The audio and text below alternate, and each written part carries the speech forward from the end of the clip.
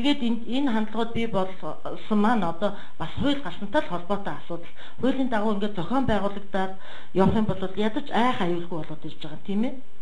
Айх аюулгүй улсууд өнөөдөр шороон дарагдахгүй нөхөд унаад өгөхөөс айхгүй чөлөөтэй ингээ ажиллаа явчихна. Тэгээд ирэхээр энэ хүмүүс чинь одоо хуулийн дагуу газрынхаа асуудлыг шийдвэрлээд аюу тавиа ажиллаад ирвэл тэр аюулгүй ажиллагаууд хувь хүмүүсээс шалтгаална. За цэцгэн малч бас энэ дээр саналаа хэлэх байх тийм ээ. Нөхцөл байдал ер нь өмнөхтэй харьцуулбал ямар байна? Одоо сайжирч байгаа юм юу вэ? Цаашд бид бас яг энэ бичлэг урхаачтай ямар талаас нь илүү дэмжиж ажиллавал хэрэгтэй байна?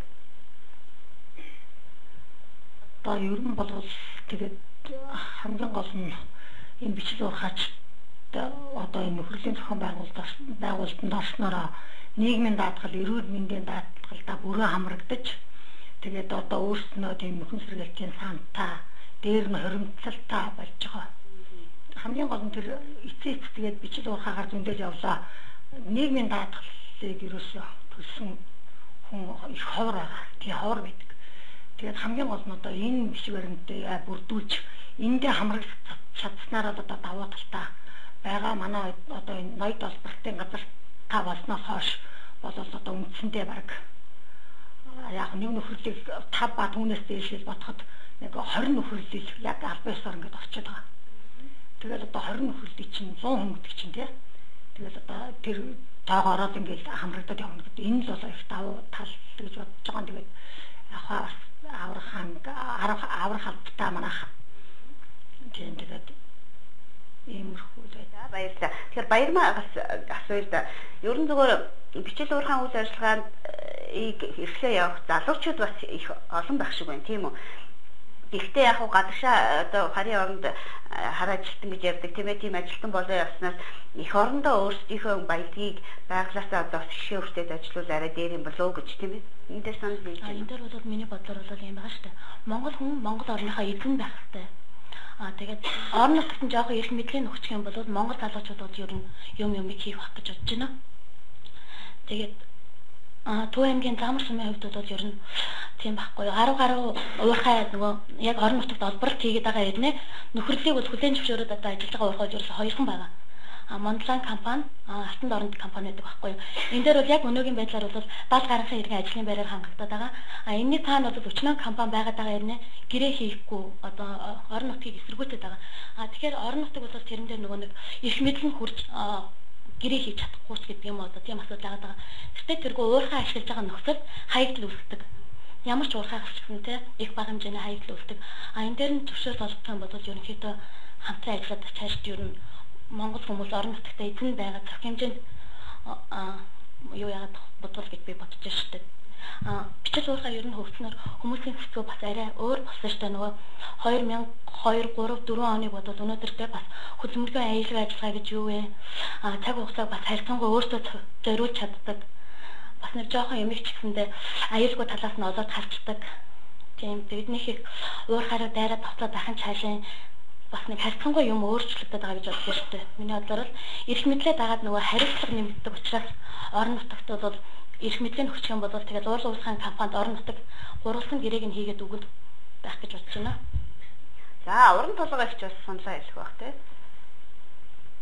Энэ төрийн бас байгууллага байсааш одоо бичиж байхачтай бид нэрлэгдсэн бид нэр бол бас зөв ясны өөрсний гэсэн тийм газартай бас өөрсний гэсэн бас нийгэмтэй бол арай илүү төхөө харьцдаг. За жишээлбэл биднээс одоо эрүүл мэндийн дэвтэр, эрүүл мэндийн даатгаад нийгмийн даатгал бол бидний ерөөсөө хамрагдаж чаддгүй байж байсан. Одоо тэгээд биднээс нийгмийн даатгал хамрагдаж байгаа, бас эрүүл мэндийн даатгал хамрагдаж байгаа. Тэгээд тэрнээс гадна одоо ингээд тэр орон нутгаас юу зохиогдож байна тэрэндээ бид нэр бүрэн оролцдог. Тэгээ одоо энэ бичил урах ажилт бол одоо цааш нь ажиллахад бол одоо энэ хувийн компаниуд бол маш их дэмжлэг баймаар байгаа биднэрт. Дэмжлэг үзүүлдэг баймаар.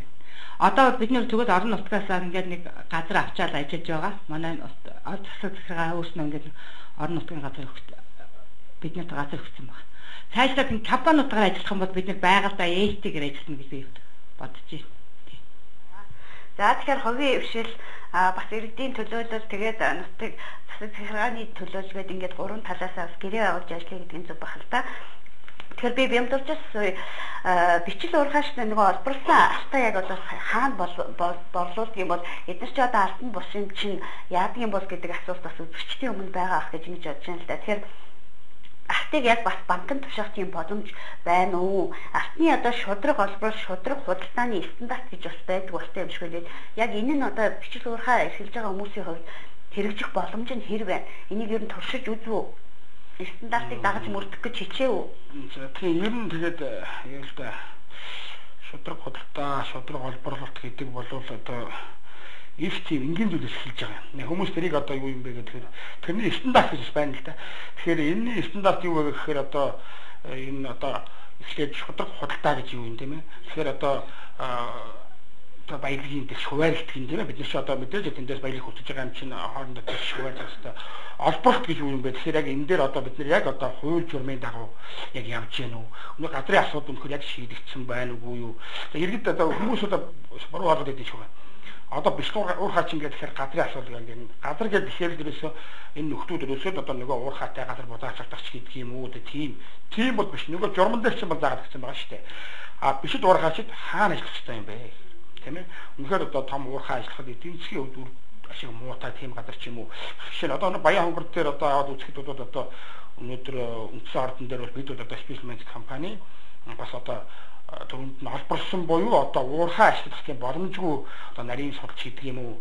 Тийм судалж өнөөдөр ажиллах цаад гэрээ одоо самчт гаргаж ирж байна л да. Одоо гэрээ одоо дараад нь самчтай гаргаж ирсэн юм чинь одоо гэрээгээ хийгээд одоо цаашаа явах боломж нэгж байгаа. Тэгэхээр энэ шудраг худалдаа шудраг олборлт гэдэг бол дээрээс энэний одоо гислэгээ өгдөг газар байна л да. Тэгэхээр энэ дээр одоо ямар стандарт байх хэрэгтэй юм бэ гэхэд тэнд одоо байгальтайгаа зүү зохистой харьцтай байх хэрэгтэй. Одоо шинэ дэвшилт технологиор одоо алтныг одоо тийм ээ бид одоо бүрэн гүйцэд авдаг байх хэрэгтэй. За тэгээд одоо ямар нэгэн хими одоо ямар нэгэн хэрэглэхгүй байх хэрэгтэй шүү дээ юм уу тийм ээ.